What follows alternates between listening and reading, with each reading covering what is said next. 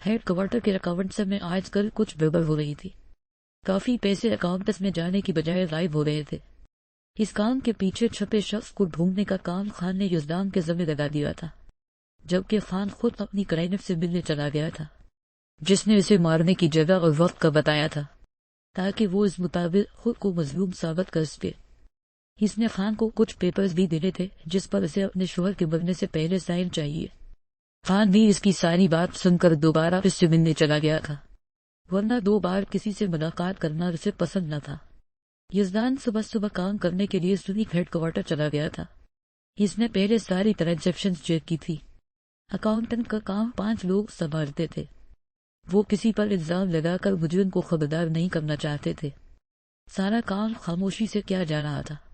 پھپھو نے صبح ہی زمل اور رمیز کا نکاح جمعہ کو کرنے کی خبر سنا دی تھی۔ زمل تو سپاٹ تاثرات سے سر ہلا گئی تھی، مگر زوج زمل سے ناراض ہوتی بنا ناشتہ کیے گھر سے نکل گئی تھی۔ آرزو بھی اس نکاح سے خاصی ناخوش تھی۔ صرف رمیز اور پھپھو ہی اس شادی پر خوش نظر آ رہے تھے۔ زوج جلی بنی کلاس میں بیٹھی تھی۔ صبح سے موڈ خرابی کی وجہ سے آج ہونے والا سرپرائز ٹیسٹ بھی اس کا اچھا نہیں ہوا تھا۔ زوج علیم الدین آپ کو پرنسپل بنا رہی ہیں۔ اپنے نام کی پکار پر وہ حیرت زدہ ہوتی اٹھی تھی۔ اب پتہ نہیں پرنسپل کیا کہیں گے۔ آج کا میرا دن ہی خراب ہے۔ ہائے اللہ، مجھے تو بھوک بھی لگ گئی ہے۔ وہ اپنے پیٹ سے آتی آوازوں کو سنتے شرمندہ سی ادھر ادھر دیکھتے تیزی سے پرنسپل کے آفس بھاگی تھی۔ ہلکا سا ناپ کرتے وہ اجازت ملنے پر اندر داخل ہوئی تھی۔ السلام علیکم میڈم جی، اس نے جاتے ہی سلام ٹھوکا۔ پرنسپل کے سامنے بیٹھی ہستی اس کی آواز سنتی مسکرا اٹھی تھی۔ وعلیکم السلام، زوج آپ کے ہسبینڈ آپ کو لینے آئے ہیں۔ آپ کو ہارف لیو دے دی گئی ہے، آپ اپنا بیگ لے آئے۔ میڈم کے بولتے ہی مسکراتا ہو یزدان اس کی طرف مڑا تھا۔ زوج نے منہ بگاڑا تھا۔ وہ کچھ بولنا چاہتی تھی مگر میڈم کے سامنے چپ ہوتی پاؤں پٹکتی اپنا بیگ لینے چلی گئی تھی۔ مجھے بھوک لگی ہے۔ گاڑی میں بیٹھی آدھے گھنٹے سے سفر کرتی وہ بھوک برداشت نہ ہونے پر بڑبڑاتی ہوئی شرمندہ سی بولی، بس 10 منٹ ہم پہنچنے والے ہیں۔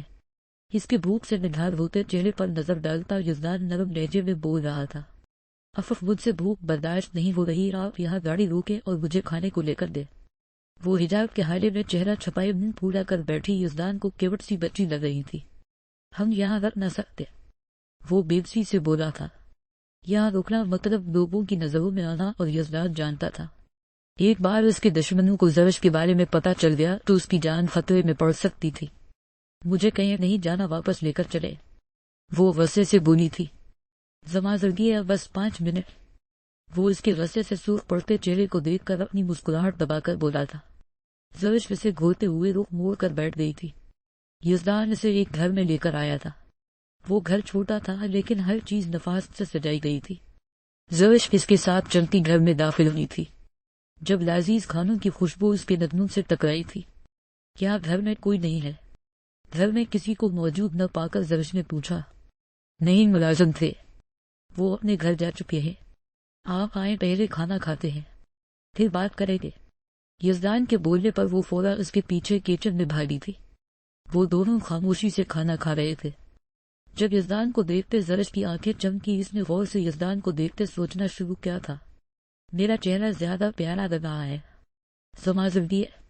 اس کی نظریں اپنے چہرے پر جمی محسوس کرتے یزدان نے شرارت سے پوچھا۔ وہ اسے مسکراہٹ پاس کرتی بولی تھی۔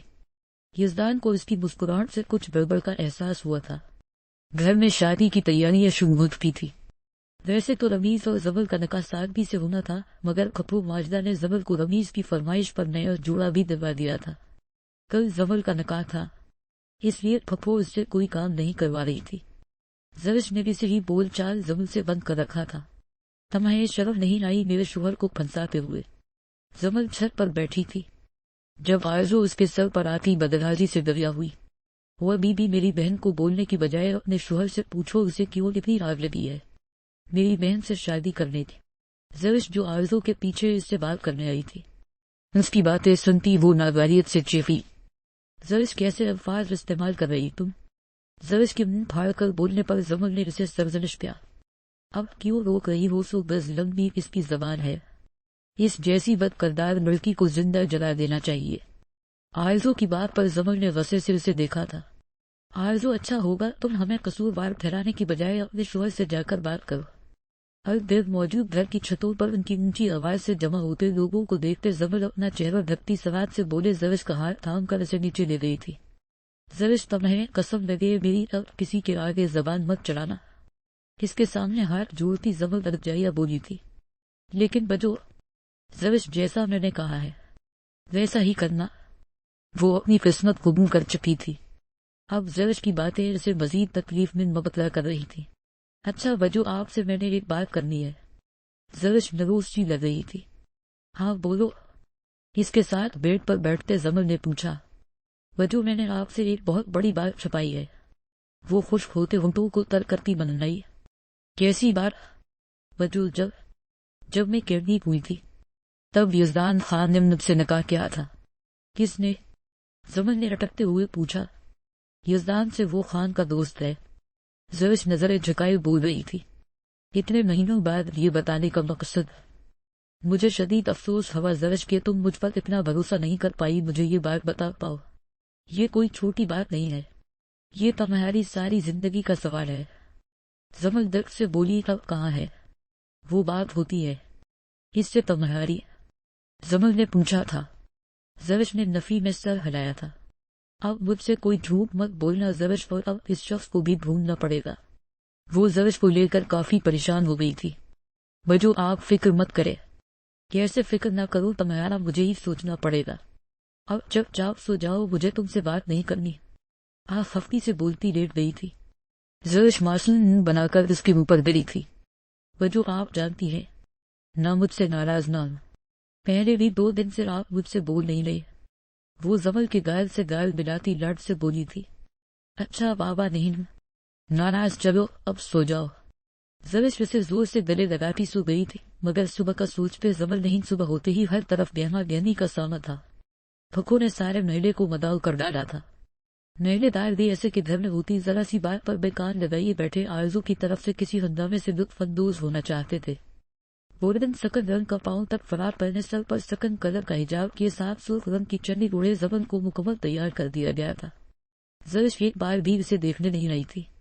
میلے کی ہی ایک لڑکی نے زمل کا میک اپ کرنا چاہا تھا، مگر زمل نے صاف انکار کر دیا تھا، مگر اس لڑکی کے رسوار پر اس نے لائٹ پنپ سی لپسٹک لگا دی تھی۔ وہ لڑکی اسے کمرے میں اکیلا چھوڑ کر جا چکی تھی۔ زمن کو کوئی خوشی محسوس نہیں رہی تھی، اگر بات علیم الدین صاحب پر نہ جاتی تو وہ کبھی نہ مانتی۔ اپنی سوچوں میں وہ اس قدر گم تھی کہ کمرے کے اندر کسی کے آنے پر بھی وہ اپنے خیالوں میں ہی ولتا رہی تھی۔ زمن، یہی بھاری آواز اپنے قریب سے سن کر وہ اچھل پڑی تھی۔ چنی منہ سے اترتی سر سے سرک گئی تھی۔ خان، اس نے حیران سے خان کو دیکھا تھا۔ خان نے اس کے چہرے پر نظر ڈالتے رخ پھڑ گیا تھا۔ زمن اس کے اس طرح مڑنے پر حیران ہوئی، پھر اپنے منہ پر چلی نہ پاتے وہ بھی رخ پھیر گئی تھی۔ آپ یہاں کیا کر رہے ہیں؟ اگر کسی نے آپ کو یہاں دیکھ لیا تو میرے لیے بہت بڑا مسئلہ ہو جائے گا۔ وہ پریشانی سے بول رہی تھی۔ آپ پلیز جائیں یہاں سے۔ وہ خان کے کچھ نہ بولنے پر دوبارہ بول اٹھی تھی۔ میں تمہیں لینے آیا ہوں۔ کچھ منٹوں بعد اس کی گمبھیر آواز کمرے کی خاموشی میں گونجی تھی۔ وہ کبھی بولی ہی تھی جب اچانک کمرے کا دروازہ کھولتے آرزو نے چیخنا شروع کیا تھا۔ امی دیکھ لیں، اپنی بیٹی جی نکاح کے دن کسی غیر کو کمرے میں بلائی بیٹھی ہے۔ آرزو کی آواز پر صحن میں بیٹھے سب لوگ زمل کے کمرے کے باہر جمع ہونے لگے تھے۔ زمل کا رنگ فق ہو گیا تھا، سب کی نظریں خود پر محسوس کرتے۔ زوج جلدی سے سب کو پیچھے کرتی زمل کے پاس آئی تھی۔ وجو آپ ٹھیک ہے؟ اس نے دھیمی آواز میں پوچھا۔